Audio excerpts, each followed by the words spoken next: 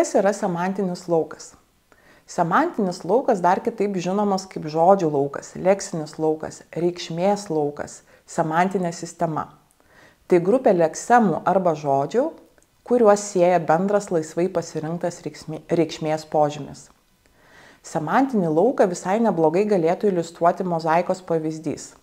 Tai yra žinių esmė ar pažinimo turinys, kalbos yra suskirstytas į daug mažų besiribojančių sričių, lygiai taip pat, kaip mozaika padalyja dvimatę erdvę savo besiribojančiais akmenukais.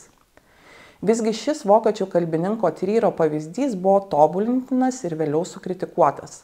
Atsirado tyrėjų įrodžiusių, kad priešingai nei teigia Tryras, įvairiose kalbose visgi egzistuoja semantinių laukų, kurie turi leksinių spragų.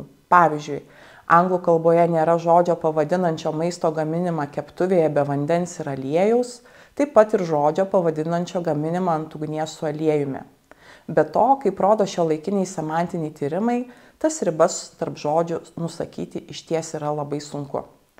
Šiuolaikinėse semantinio lauko teorijose dažniausiai minimi tokie būdingiausi jos bruožai.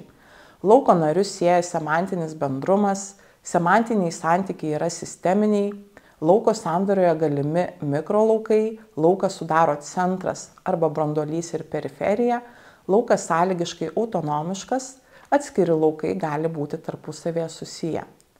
Čia puikiausiai tiktų tokie semantinių laukų pavyzdžiai. Pavyzdžiui, kūno dalys, formos, ligos, spalvos, maistas, santykiai, vanduo ir labai daug kitų. Na, o į klausimą, kur semantinis laukas gali būti pritaikomas praktiškai, belieka atsakyti, kad ši teorija puikiai tinka mokantis kalbų.